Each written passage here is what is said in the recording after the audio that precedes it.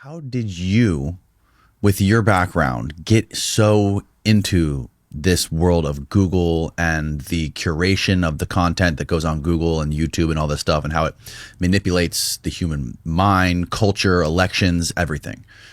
Well, I was trained as a research psychologist at Harvard. I was actually B.F. Skinner's last doctoral student. And some people don't know just how broad psychology is. It's really broad. And one of the areas that psychologists, that research psychologists study is called influence. So you've probably heard of a best-selling book called The Nudge, about how you can just do subtle kinds of things and that will alter people's behavior. Right, And right.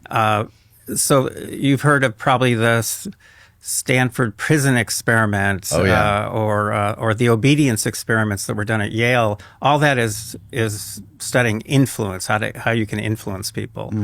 So back in 2012, my website got hacked, which is not a big deal, but I was notified by Google in I think 8 or 9 different emails. So that made me curious because I'm wondering who made them the sheriff of the internet. Why am I getting notified by Google and not by some government agency, some nonprofit organization? But then I got more curious because I've been a coder since I was a teenager, and I saw that they were blocking access to my websites, not just on google.com, which makes sense. That's their product, as it were, or their platform, I should say. We're the product. But the point is, it's not just on Google, but they were somehow blocking me on Safari, which is part of Apple. How did they do that? They were blocking me on Firefox, which is run by a nonprofit organization. How could they do that? So over time, I started in 2012, just started really digging in and trying to find out how Google really worked and just how much of an impact they were having and whether everything was above board or were some things hidden. In early 2013, I started doing what I'm good at, which I've been doing for almost 50 years on many topics in psychology. I started doing what are called randomized controlled experiments. Because at that point, I began to suspect that Google's search results could be used to manipulate people. So what if, in other words, what if when they're pulling from among billions of links out there, they're pulling links that make one candidate look better than the other, or one product, one dog food, one guitar brand, and they're suppressing links which make the other candidate look good? Could that actually impact people's thinking, people's votes even?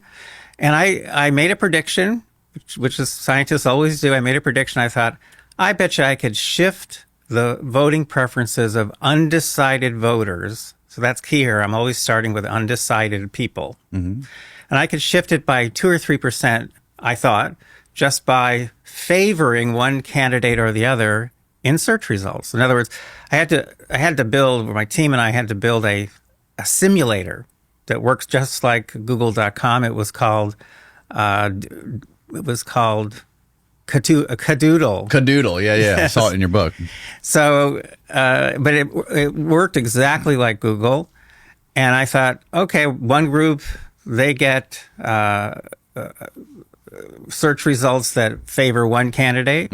The other group gets search results that favor the other candidate.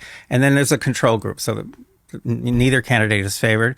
And I thought basically I could shift voting preferences by 2 or 3%. That was my prediction. I have never been so wrong because that first shift we got in that first experiment was 48%, which I thought was a mistake.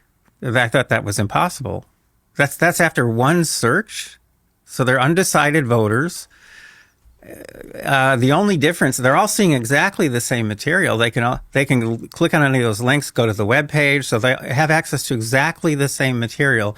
The only difference was the order in which we were presenting the material. And we got a shift of 48%. And don't forget, we're using random assignment. So that means we can push people in either direction, any way we want. So anyway, I thought it was a mistake. We repeated it. We got a shift of, I think, 63%. And then we began to learn that we could hide what we were doing. Even if it was blatantly obvious that the search results were biased, most people didn't see the bias. And we thought, what happens if we just fool people a little bit? So it's candidate A, candidate A, candidate A, candidate B, candidate A, candidate A. Get it? So what if we just mix it up a little bit just to get people confused? Right. That's called masking. We found that we could get these enormous shifts in voting preferences with no one having the slightest idea that they're looking at biased search results, no one knowing that they're being manipulated. So we got to that point, this is early 2013, and we said, this is important. And we wrote it up for the Proceedings of the National Academy of Sciences, which is one of the top scientific journals in the world. It's very, very hard to publish there. By this time, we had done more experiments. We had done a nationwide experiment with people from all 50 states. We had done a big experiment in India, right in the middle of a big election of theirs. It had more than 2,000 people in it. And this got published in, it's called, what we call lovingly PNAS, Proceedings of the National Academy of Sciences. And the last time I checked, that very technical scientific article had been accessed or downloaded from their website more than 250,000 times, which is extremely rare for a scientific piece. Extremely rare. I mean, literally, you can publish a piece on discovering gravity waves, and I know the guy who did that, and you'll end up with a few thousand. But this got enormous attention. It got written up in Washington Post and other places because it's scary, because it means that Google has the power to shift possibly millions of votes in elections, election after election, not just here, but around the world, with no one knowing that they're doing it. One of my favorite leaks from Google, I know I'm going all over the place here, but this stuff I find fascinating, obviously. And one of my favorite leaks, which was leaked by Zach Voorhees, who would also make a great guest because he was a senior software engineer at Google for 8.5 years. How do you spell his last name? Voorhees, Vorhies. And he's become a friend over the years, even though politically, we're not even on the same scale. But the point is that Zach is the first person to have walked out of Google with actual stuff. There have been lots of whistleblowers now, but he's the first person who walked out of there with 950 pages of documents and a 2-minute video. The 2-minute video is Susan Wozniak talking to the big staff of YouTube, big screens behind her, and she's talking about how we're changing YouTube's recommender algorithm so that we can boost up content that we think is legitimate, and there's a big up arrow behind her, and that we can demote content that we think is not legitimate. And then she says a few things about what that means. But I mean, it is so, to me, so scary, because meanwhile, we're doing experiments around that same time on what we call the video manipulation effect, VME, which has now been published in a peer-reviewed journal, because it turns out if you mess with those recommendations on that list, you can change the thinking, behavior, whatever, of people who are undecided about anything. Yeah. Without their knowledge. Yeah. It's just like the talking about the suggested column on YouTube. The suggested column. Well, there's the first one they pick for you. That's important. Then there's the one at the top.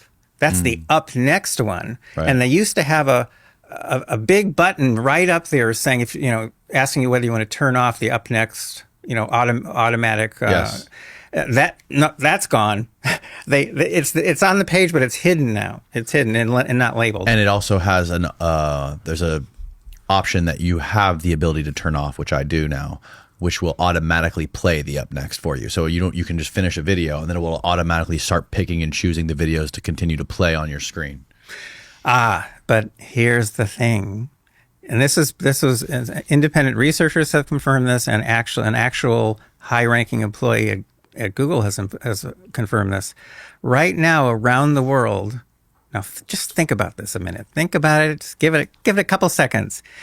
70% of the videos that people watch on video, that people watch on YouTube, 70% of the videos that people watch on YouTube were recommended by Google's recommender algorithm. Wow. Now, so you just watch people. It means 70% of the time that you're watching people watching videos, what they're watching was recommended by Google. Think of the power. That's insane. Right. And again, if you go to videomanipulationeffect.com, you'll actually come to our peer-reviewed paper in which we give you experiments. We show Video experiments. manipulation effect. Videomanipulationeffect.com. And we've got experiments, randomized controlled experiments that show the power that those videos have to shift people's thinking. Now, can you shift anybody's thinking about anything? No. Only people who haven't yet made up their minds. But that's pretty much everybody. In other words, even if you're extreme left or extreme right, whatever you are, whatever your extreme is, there's going to be something during the day or during the week that you're not, where you haven't made up your mind and where you're vulnerable to manipulation. And the problem is that Google, because they're collecting so much information about us all 24 hours a day, they know exactly who you are. They know exactly when you're vulnerable, and they know exactly how to get you